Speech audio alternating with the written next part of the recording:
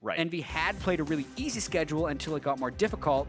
They had to kind of run the gauntlet of what we consider the top teams like C9, Immortals, TSM, and CLG, and we're like, they beat CLG, yeah, they got it, but CLG's 2-5. Everyone's beating CLG. Right, and the flip side of that from the Envy point was like, okay, jump on, jump off the hype train. CLG's a team with so much veteran status. They've changed nothing about the lineup since they won the split last time. And so even though they're 2-5, and if this was like Phoenix1, 2-5, they'd be like, oh, yep, pretty weak team.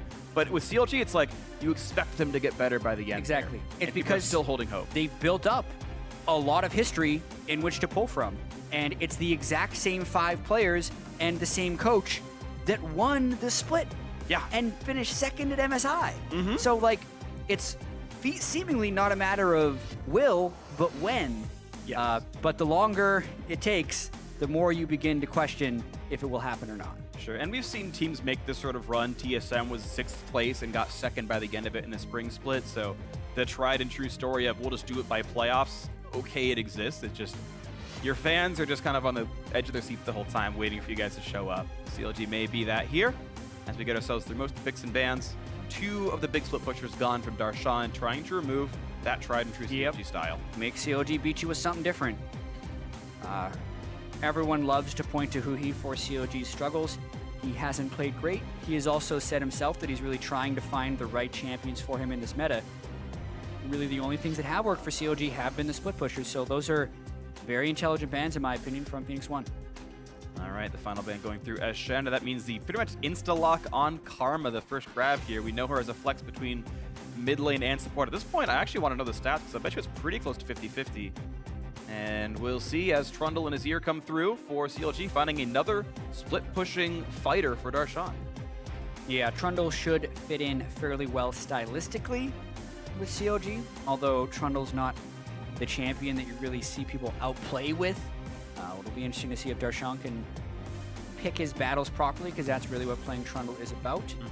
The Azir for Huhi is something he showed a lot of success with in MSI from a victory perspective. Yeah. But aside from that, a lot of it has been failures in execution. I still think it's a good champion for him. He's a good team fighter on it. I definitely agree, and he's had the damage numbers there. You just see a lot of those easy to point out mistakes where the ulti doesn't quite land or he misses the combo or whatnot. And you know, we'll see if those fumbles happen again in this one. As you mentioned before, Huhi has been kind of a lightning rod for what's the reason CLG's losing? Must be him. And it's obviously, of course, more than that. P1 gets another Bard for Gate. The most recent game they won was off of him as the player of the game on this champion, and it only gets a Kindred as well. Still, I wouldn't say he's really known for his Bard. It's definitely had a few good games on it, but some inconsistent performances for sure. I do like Phoenix1's draft thus far. A lot of mobility, good jungle champion. It'll be about how CLG decides to round their composition right now, because Phoenix1 is still pretty versatile.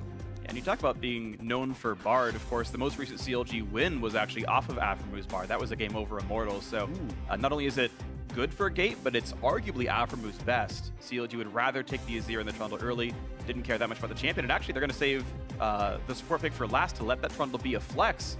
Yeah. Maybe they're looking for a matchup for Darshan. Yeah, but the thing is with the Elise and the Ezreal, this is very much just playing towards CLG doing 1-3-1 again. Trundle in the side lane, Azir can be a mid laner or a bit of a side laner before.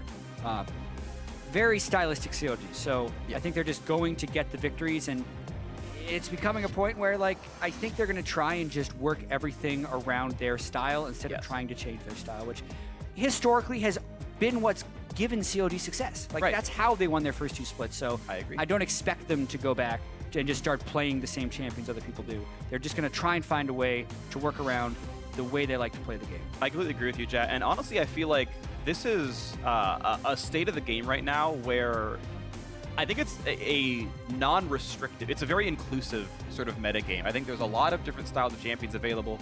You have poke mid laners and teamfight mid laners, and assassins are even there sometimes. A wide variety of different top laners, from mages to tanks to bruisers, marksman jungles, tank jungles, etc. So I think these are all options, and finding what you like across the multitude of options I think does work out pretty well. To quickly jump on the picks and bans, the Poppy pick got grabbed up for P1 alongside a pretty standard Sivir, and now it's CLG's last. Absolutely. The Poppy pick is something we definitely haven't seen for a while.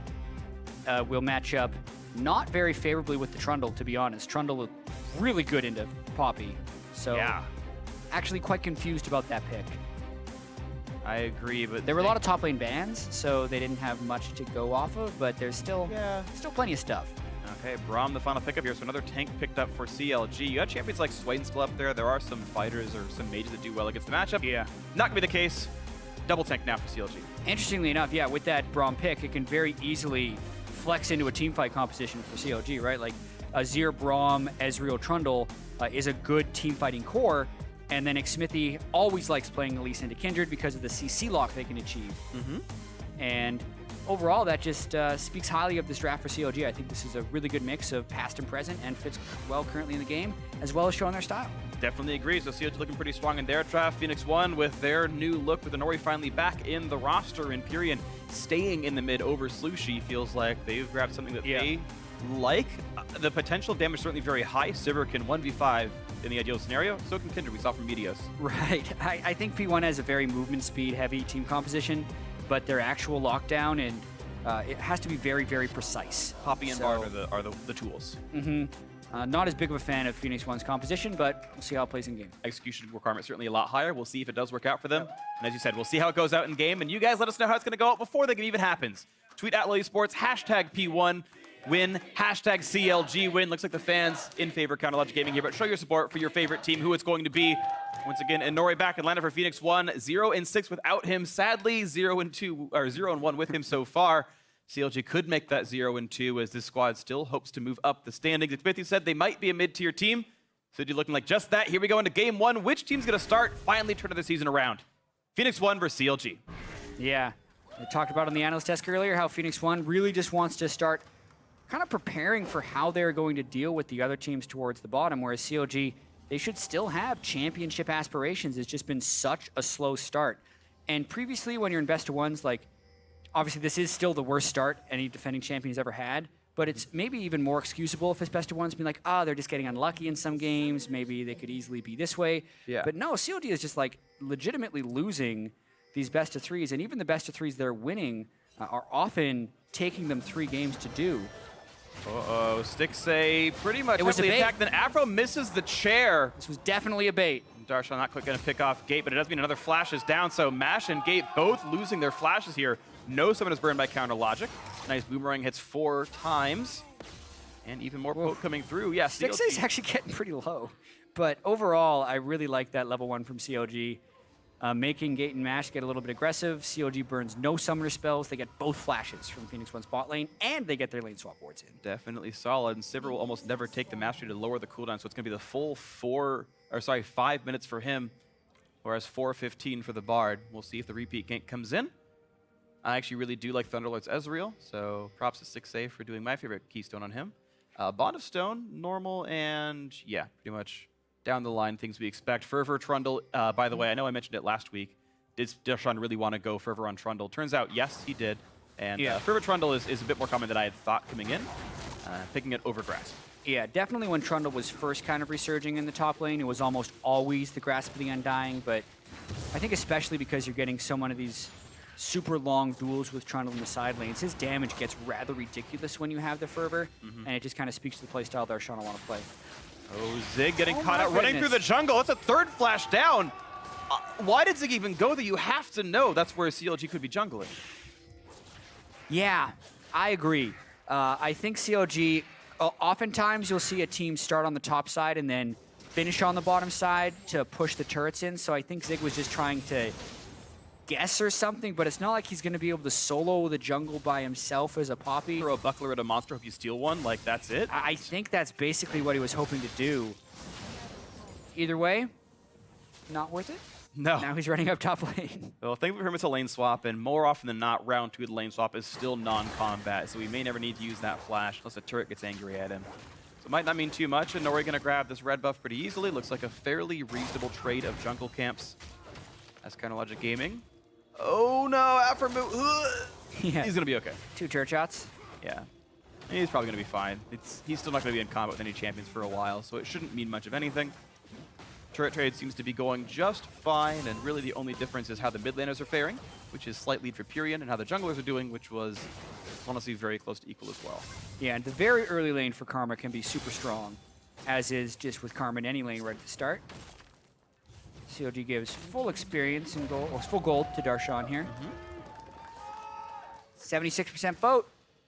Would it be higher if CLG didn't start 2 and 5? It probably would be.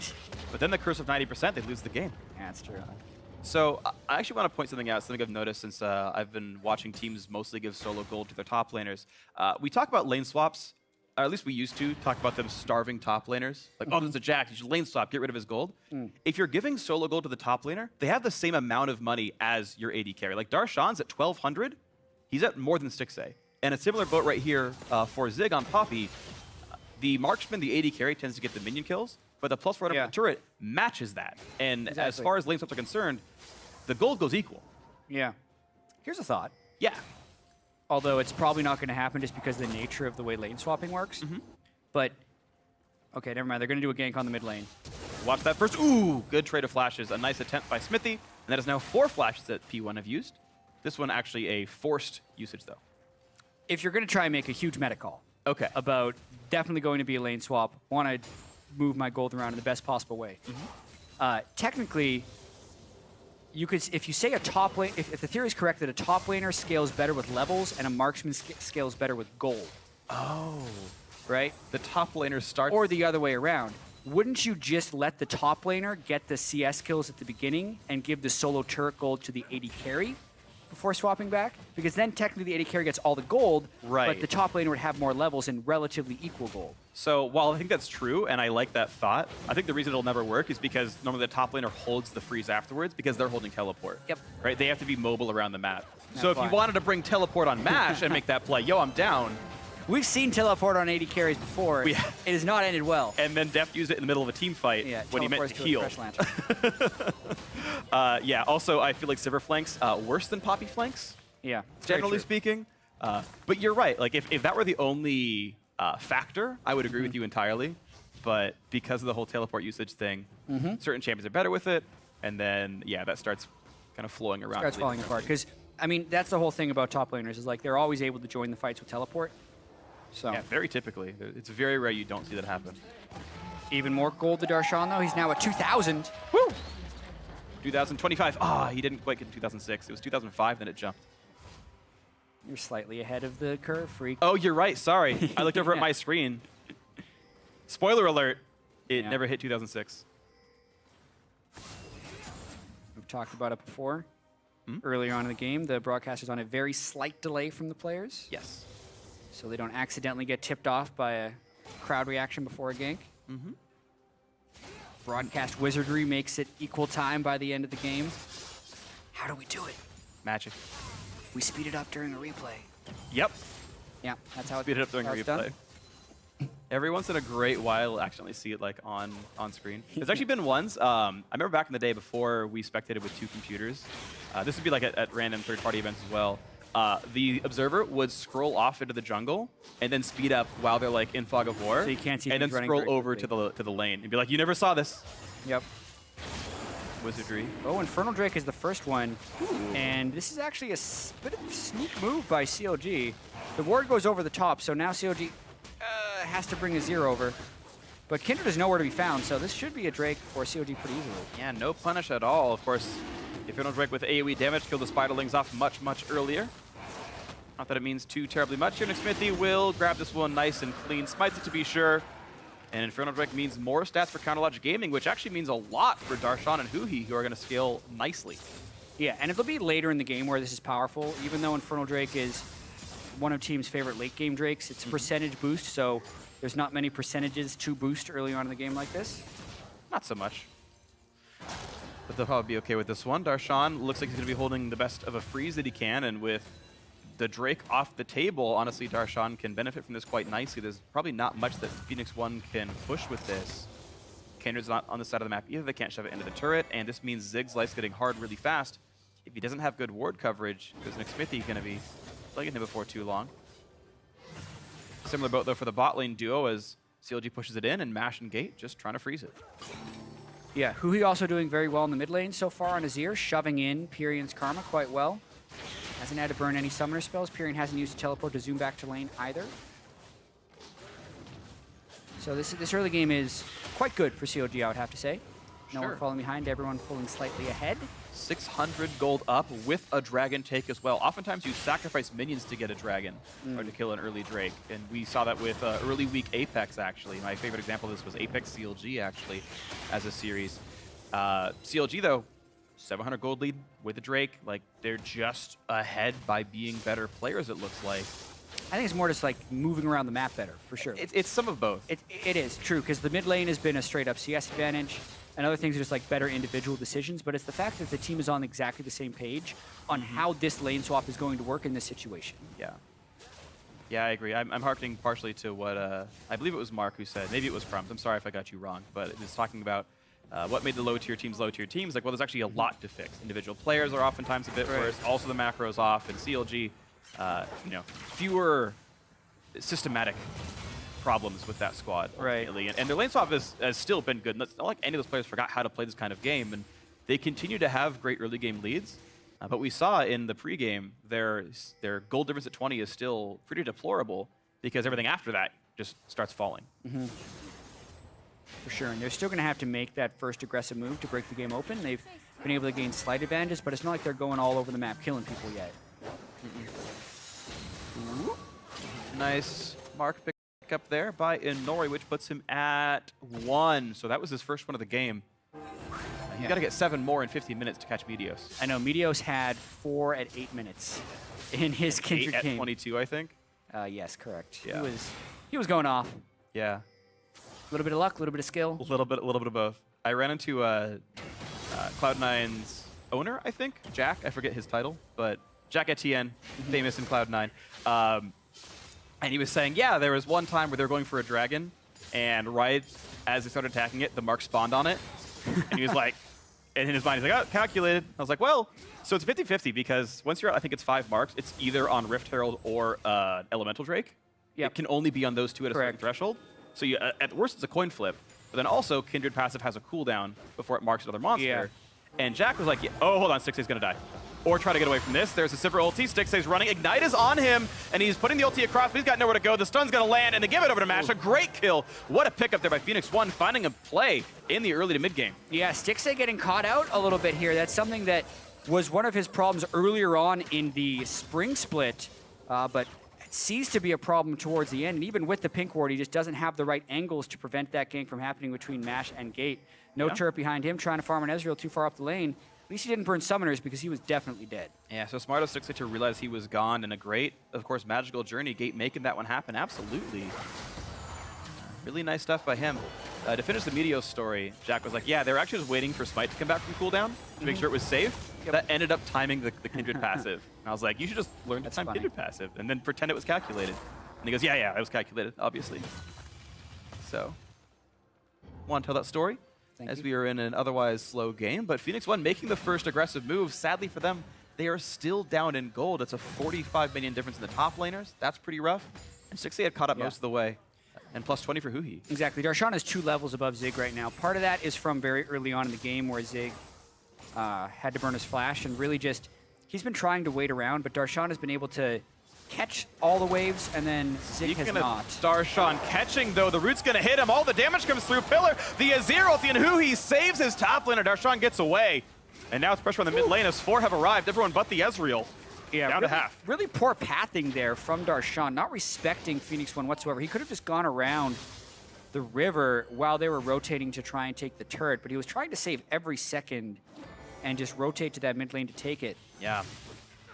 2 ultimates down for CLG because of this one. Trundles and Azir as a trade of flashes, and Huhi's heal used as well, so definitely more resources available to Phoenix1.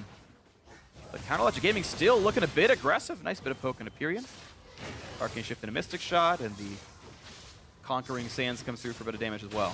We'll say Hyperion poked back pretty well with Mantra Q. Landed another one on both of them, so getting some good AoE damage off. Shields the Mystic Shot once again, and looks like P1 will stay afloat in the mid lane. Yeah, even gold.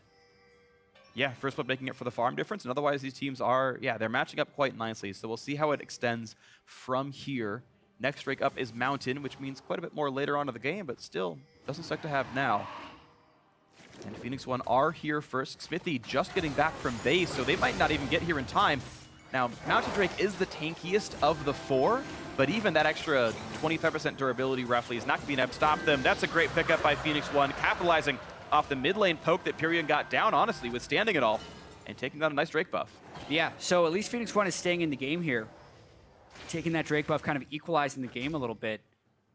The question will be whether or not they can utilize that Mountain Drake to actually hit turrets. Because the map pressure does still feel like it's in favor of CLG for most of this. Yeah. And also the scaling advantage feels like it's on CLG's side with the Karma and the Poppy don't seem like the most dominating of solo laners late in the game, especially... Yeah. Zyrian just mentioned if he sees Pyrion build Athene's on mid lane Karma, he's going to be triggered. I think he's casting right now, so we'll have to tell him later. It was Ninja, I think, last time, right? He was talking about Envy, but it looks like P1 doing the same thing. Right. I mean, you can go AP Karma, and it's not necessarily bad, but it's very supportive. Yes. Because it still will give a little bit of ability power, but it also mean he'll be healing a little bit when he can store up the charges. With Gate is done, so walks right into a couple of wards. Whoops. CLG had already prepped that one, picked him off nicely. Yeah. Sorry, I didn't get to see the start. Okay. I was reading about Athene's Unholy Grail because the game just turned on it. Basically, they're already a low damage team, so to go an even more supportive build on your mid laner doesn't seem ideal. I agree with you. It's really putting it all on Inori and Mash to do all the damage, and not the fastest start for those two. So you're right, it might be a difficult road ahead for Phoenix1. A great Rift Herald pickup as well. It means Darshan's going to feel great until 35 minutes into this game. And Zig was already having a hard time in the one-on-one. It's going to get worse. Yeah, that's going to be lining up very well for Darshan. He will definitely be able to solo threaten kill on Zig. It's the question of whether he can take 2 or 3 people on. Pyrion wants in, so does Mash. Look for Smithy. He's going to flash away from the root, but that is at least a summon to burn. Phoenix1 making a good punish of cooldowns. Looking back at the mid lane now is Smithy is far away. We'll see who he can defend the mid lane. There's actually not that much dive threat with the Sivir ulti down, and so Phoenix1 going to back off. Surprised they haven't been using Bard ult to set up any of these plays, because typically it's a Bard ult into the Sivir ult to speed you up and get there. Instead, they're just kind of doing Sivir Karma and hoping to run people down. That's allowing easier escapes for CLG. I agree. Well, it's been CLG most getting away with it. Of course, there was still the great first blood that Gate got with Magical Journey, but it still hasn't been Tempered Fate. We talked about Phoenix1 having a kind of low damage team. It's also all physical. Pyrion is not doing he's even going Mercury Treads, right? Like this is a very low damage build out of the Karma. So once again, CLG gets to stack armor. You have a Ninja Tabby out of Darshan, so he's even better equipped for dealing with Zig in a split push. Right, and Aphromoo can most likely build a Frozen Heart later on. Yeah, wouldn't doubt it. On the Braum. Boop. Oh, nice try. Very close. Mainly though, CLG is slow playing this one a little bit. This is reminiscent to me of their game against Echo Fox, however, in which they ended up winning actually very quickly. It was around 26 or 27 minutes. They just slowly accumulated this lead with Darshan getting more and more ahead, and then Darshan got a 1v2 kill and the game was over a minute and a half later. Maybe that could happen again. I don't want to give this one away yet because CLG has been very inconsistent, but this definitely feels like an older school CLG game where they're in control and then will make the right calls rotation-wise later in the game to pull out a victory. Yeah, I agree. I think CLG still do come in as the favorites, and the game's looking pretty good for them pacing-wise. To talk about what Phoenix1 are doing, their series yesterday against Energy was a little bit heartening because we were seeing them play a bit more aggressively. You had Inori play like Olaf and a couple of Hecarim games, and it was like, all right, these guys playing pretty aggressively. Like we're seeing some playmaking happening. It's good to see like a lower tier team actually make some aggressive moves and get things to happen. But Inori's now on a scaling jungler, right? He's on this Kindred, just like looking for marks, looking to get things done, and this sort of infusion of new blood was like, all right, Phoenix1's aggressive now. That's sick. I get some things done. But now it's like, I just want to sit back and farm. But CLG's out scaling. Yeah, he was able to pick up his 3rd mark right there, which is nice.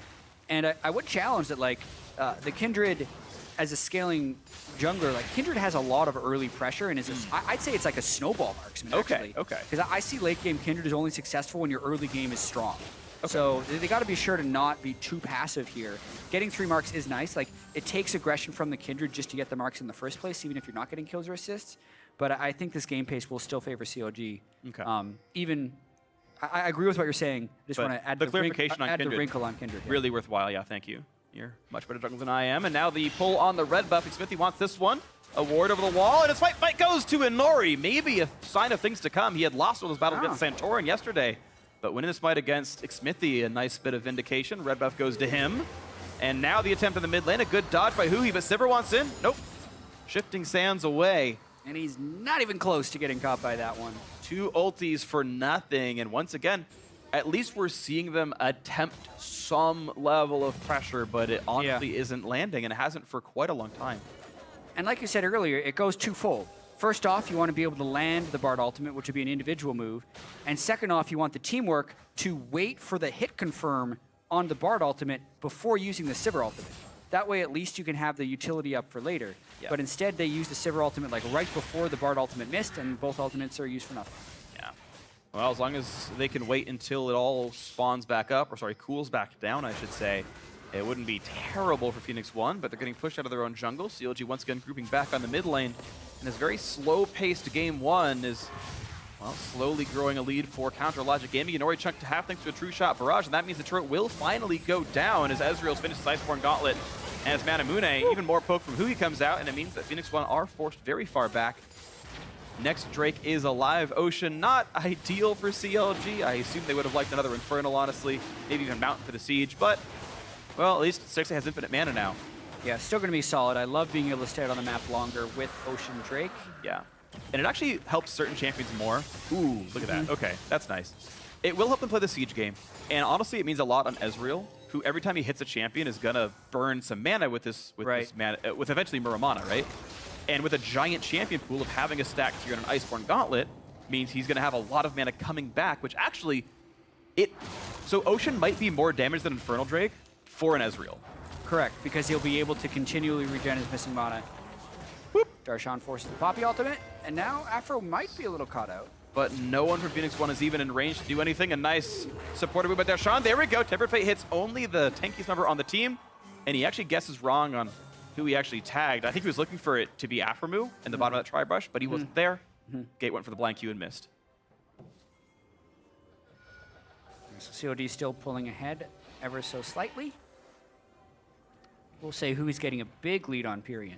Oh, yeah. And depending on how his team fighting will be at the end, like the blue build Ezreal plus the Azir is very, very strong in team fights. It's actually 2 of the core champions that CLG had to deal with against SKT in their finals at MSI. Yeah. So hard to engage on. Also, Azir and Ezreal can counter-engage or engage themselves very well. You know, you start landing one Ezreal Q, and that gives Azir time to just continue poking. Yeah, they have long-range repeatable slows. Ezreal's Q on a fairly, well, Ezreal's very short, but even Azir's only on a 3.7-second cooldown. And mid lane outer is already dead. Counter Logic Gaming have already cracked the outer shell. You can see how hard pushing in is. Yes, okay, they get some poke, and that's nice. Pyrian can heal a little bit, Gate can as well, but Sivir's wave clear, turns out it's really good, and Poppy and Kindred, and heck, Karma as well, really good at stopping being dived.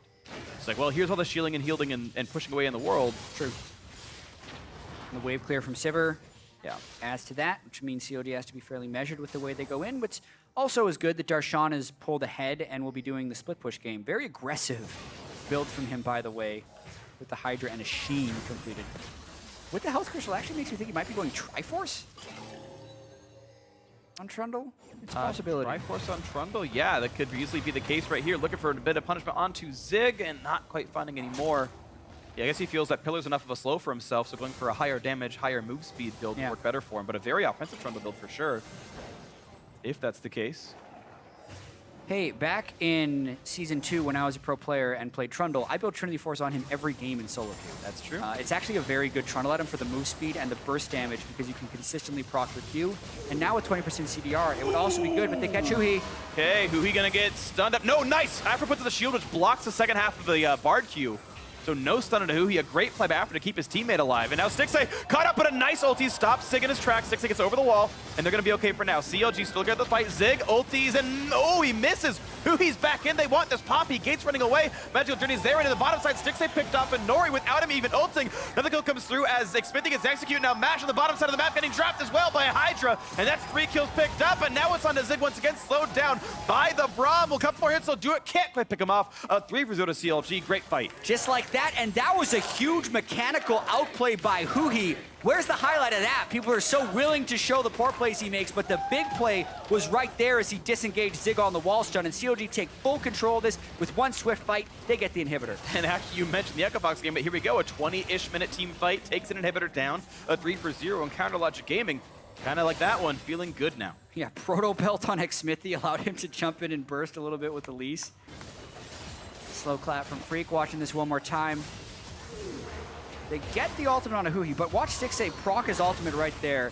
Gets a bunch of damage on gate, which pushes them back, and really, there's no initiation here. It's over. So, as Zig flies in, Ahuhi preempts it, pre-casts his ultimate, completely stuffs the engage, and then on the backside, they actually were able to kill Inori down here. Just gets him with enough damage before he ultimates. The Arcane Shift burst. xMithy Proto Belts in. And the chase on to Zig and Pyrian at the very end of it. Not quite able to pick up the kill, but they were getting turrets on the bottom side. So now Phoenix1 looking for the miracle play. They are trying to hide inside of a brush. They've taken the scuttle. They've got a pink ward down. And CLG, a little bit late to realize what's going on. He might die here.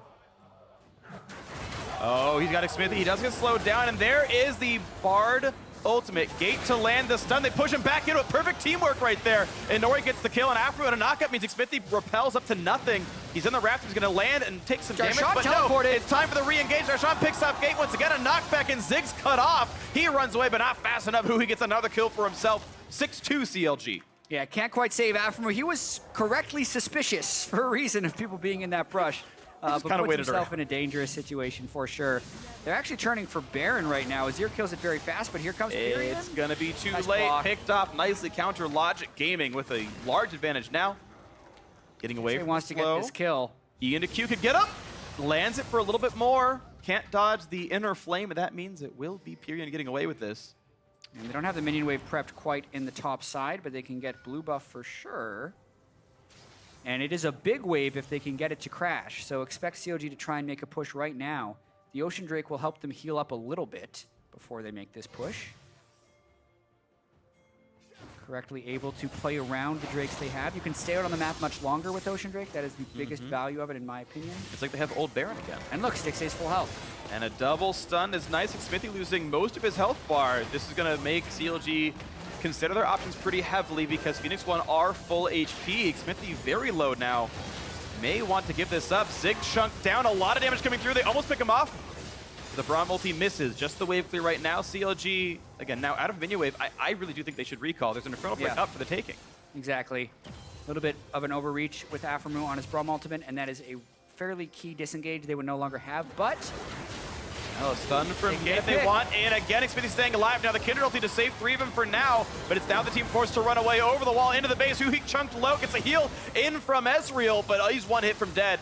They can't quite pick up any kills, and Counter Logic Gaming honestly playing with fire. Yeah, that was a great Kindred ultimate, by the way. Yeah. Because it was positioned such that Phoenix1 could just use their base gate directly afterwards. So that's why it puts CLG in a dangerous situation. Watch the very beginning of this, though. Aphromoo, very suspicious. And in retrospect, Phoenix1 could have jumped at him at any moment because he technically did the proper scouting by throwing the Q into the wall. They still get the kill, but now watch Azir and Trundle approaching as xMithy buys time with Repel. Get a bunch of damage on Pyrian and Gate. Darshan just runs in and wrecks him. Ahuhi pushes Zig back, and they're able to get another kill. So they turned it around quite well because they were so far ahead. Nicely done by them. Counter Logic Gaming now with a sizable 7,000 gold lead. Infernal Drake #2. The best one to have if you've got a big gold lead, which Counter Logic Gaming does, so it secures their stat advantage. And they will feel pretty darn nice, I gotta say. Kind of unlucky for Phoenix1. They haven't found any objectives to fight over since they took the Mountain Drake, so it's been literally useless for them. Yep, and all this mid-game power spiking you'd think they'd be getting from having the Karma in the mid lane, they just haven't been even taking advantage of. They also need some good Bard ults to land, and they just haven't been able to follow up on those. But at this point, unless they catch literally every priority target from CLG in the same Bard ultimate, the people that aren't caught will be able to fend off the approach for the people that are caught. As we saw that one time when Stixxay used his Ezreal ultimate while Ahuhi was caught. So a lot of power here for CLG. Maybe they brute force his 5, or they could do split push because Darshan is still very strong. Darshan, yeah, with a Sheen moving forward, looking for someone to fight and take a chomp out of, but now takes Turret Dagger. Will have to walk right back out. Nice poke out of Ahuhi. Pyrian #, mash even lower. Stixxay choosing to go in unpunished. I feel like Gate actually could have maybe gone for the ult for the play on that one, but Lets the Ezreal get away with it. Turret once again under fire with this Baron buff still on CLG. Look at the damage output. Bard ulti hits just but there's the Ezreal ultimate to zone. Oh, doesn't hit anyone though. It's now the shield in front. Smithy buying some time. Turret goes down. A nice two-man knockback from the Poppy, but there's still no fight coming out of Phoenix1. Ezreal, there we go. Stixxay finding another kill for himself. As mid lane gets crashed in and CLG take anything they even want right now. 5v4, inhibitor down onto the Nexus turrets. Under 29 minutes in, they've taken out number 1. It's time for number 2 as well. And it's now CLG looking for one last fight onto Zig. Knocks him into the air. Damage comes out of the Ezreal. Stixxay getting himself yet another kill. 3, 1, and 2 onto him. Be a bit careful. The Nexus does do plenty of damage. The Fountain will do even more. The Minuet running low. Gate staying alive. A nice double stun coming out yet again from the Bard. Stixxay cutting away, staying alive, just barely. Damage on Nori, can't quite kill him up, but now onto the Nexus. There's no stopping him. CLG taking a couple more kills just to secure the fantasy points. Sub 30 minutes, and Nori doesn't quite get knocked back, but it will be the game. The game 1 win to start the match off right for Counterlogic Gaming. Yeah, and we said like fairly controlled. They didn't take any big risks. They didn't jump out to a lead, so it didn't seem like this super stompy game until they found that fight at 20 minutes. And this was, like we said, very similar to their Echo Fox game, where they would slowly get Darshan ahead of the top lane, catch one big fight in the mid lane, and the scaling they had between the Azir for Huhi, the Ezreal for Stixxay, and the Trundle for Darshan just took him over the top and let him crush P1 in a pretty short fashion, 29 minutes. Yeah, Counterlogic Gaming happy to play it reasonably slowly, and then as soon as they found a good advantage, it was like, all right, that means we can Baron, and then the game ended basically with Baron buff on them. It had like barely timed out or was in 10 seconds either way of it. So within one good team fight, the game ended in 4 minutes. Yeah, and then it's also because when COG recognized they had a significant edge is when they started taking their bigger risks or their more bold plays because they knew they had that lead to fall back on. So well played. Yeah, and I always like a team that was willing to take that kind of risk to close the game up properly. CLG definitely playing a good late game by them. Yeah, and it's their trend continuing of actually looking quite good against the teams that are more disorganized. So they just need to make sure they can keep iterating on this so they can start beating the more organized teams. Definitely agree. So we'll see if CLG can make this one happen at the end of the series. But for now, we're going to check in with the analyst desk and Dash. Thank you very much, gentlemen. CLG, very decisive victory over P1 once they broke the game open. We did, of course, see that the gold leads were relatively even, or the gold differential was relatively even for a sizable portion of the game. But once they got that one little advantage, CLG able to snowball it through to victory. So diving right into it, I want to take a look at team compositions here because I know that the both of you not so happy with Phoenix1's draft when taking into consideration the team comp that they're facing off against. They're going with the time travel approach, though, picking the champion that worked in the meta where CLG lost to SKT, the Poppy. Be like, can we bring this back? Maybe give him some flashbacks. Obviously not. Nothing has changed. Poppy's not a good pick right now. Well, I think the thing, too, especially what you were saying, James, about, like, especially against the comp that CLG has, like, a speed comp with Engage makes sense. It can work, but not against, this with team. No Engage. Well, this one had no Engage. It has Bard engage, Bard, Poppy. yeah, with all the speed ups, Karma Sivir. I can see, like, getting into a team, but when you have Azir and Ezreal, two very mobile carries with an Elise, a Trundle, and a Braum, all just, like, stopping people running at you, it's just not going to work. And they just shot themselves in the foot, and it's especially sad that it's a last pick Poppy. Like, you kind of saw this coming. It's not like you didn't see their carries when you picked this, so it's just... Whereas something like a Lissandra, right, which can get to the back and actually deal with a mobile AD carry. Right, and the AoE portion's important, well, too. hang on. A big part of where a team is at the bottom of the standing is obviously they don't have full access to the arsenal of the meta picks right now, so we can't really expect a team like P1 to be able to pull out all the stops necessary to counter a comp like what Just illustrating the point, though, and it Yeah. seems very odd because Poppy is a champion that has been out of the meta for some time now. So, if anything, to bring a non-meta champion is even stranger than to attempt to bring a meta champion. Yeah, it doesn't even make sense in the comp. Like, I could see like a weird pick. We see Quas with Alawi, and it seems good. This is not like an Alawi situation out of NRG where it's like a counter pick. This is like, it's not even really good into Trundle necessarily. I don't get it at all. So some criticism for the comp selection by Phoenix1. Of course, as we move into the game, though, CLG had their own fair share of mistakes or slowness really in execution in this early portion of the game, allowing Phoenix1 to take an early dragon, a mountain dragon of all things, without much contest. Well, I do think it can be attributed to the fact that they really need this win. If they drop a win here against P1 and against Energy later on, they are looking very grim towards the end of the split. So it's very important that they ensure that they can win these games. So it doesn't matter if they truly close it out, because I'm sure in the back of their minds they're thinking, our comp is just better. There's no chance that we're going to lose with this comp at any stage of the game. You would still like to see some of the mistakes cleaned up, like the sticks they pick off. Like if the team's going to get a dragon, that's fine, but it didn't even look like CLG was trading for anything or in a position to like scare them off it, because you don't want to hand it away for nothing, which is kind of what happened. So I think, you know, a couple of those mistakes, well, you can say are maybe not being in the mindset of like, this is a amped up game, everyone's 100% on for it, but definitely you still want cleaner play. Let's take a look at the game breaker. 22 minutes into the game, 3-0 for CLG in the mid lane. This is a pretty serious illustration of our earlier point about team compositions, as Phoenix1 is going to choose to try and flank engage using that Poppy. Yeah, and you just get shoved away. You just get shoved away, the team runs away. You already used a bunch of speed ups. That was the front line that weren't able to get in, and now Ezreal's off on the side poking you, the fight's all split up, Azir's chasing down, and then Smithy's, you know, chasing down as well. It's basically like they blow all this speed to try and get in. CLG kind of spreads out and pushes back all those engages, and then they just kind of chase. A key thing about that fight was that before they had used the Bard ultimate to try to catch onto Huhi, but unfortunately, the interaction between Braum and Bard is that the stun doesn't actually register. He just soaks it up with wall, which makes it impossible to follow up on that stun. So unless you're going to hit the Braum as well and magically time it perfectly, you're not going to be able to catch onto them. And with the comp with, I really don't think it's that much engaged, since the champions on CLG are quite mobile, and with Poppy getting stuck, you know, you're getting outranged. Azir just obliterates Sivir. We've seen time and time again that in the late game, Sivir can never reach Azir. You get 2-shot, and the spell shield isn't very useful against him. Yeah, it's kind of scary too, just to change topics, seeing the two teams' atmospheres between games. Yeah. CLG joking around, Huhi munching on a banana. Smiles on their faces. Yeah, and then, you know, P1 is just split apart. You only see like 3 people Right, not even in the full huddle as The one thing I will say about P1 is that they have had a lot of struggles coming into this. You know, new organization, on top of the fact that endless roster changes. They have Pyrian, they have Slushi on AD. Now we have Mashback. Now Nori. Nori. Like, they're all over the place with this. So I'm sure that has a big impact on the atmosphere as a team. You don't even know who you're playing with next. Right, and here Nori pulling out the Kindred, moving away from that Hecarim, trying something new. Didn't quite work out for him. Do want to move to player of the game. Huhi 2-0-5 on that Azir. I mean, for him, kind of being that blocker, shutting down the team comp, the only opportunity that Phoenix1 had to maybe get back into the game, he deals with it quite well. And he had a huge CS lead in the laning phase, which when you play champions that scale so well into the late game, like the Victor and Azir, honestly, you can be really impactful by only out CS. You don't have to do anything. Just play one fight right, get a CS lead, and you've done your job. Yeah, he had a lot of pressure in the mid lane. They were able to drop that turret fairly early. Actually not really that early. Well, yeah, but you can see behind us, CS at 10, plus 16, so that illustrates the point right there. Just having command of the mid lane and then extending that into the team play as well. Let's go ahead and look over to game 2 real quickly.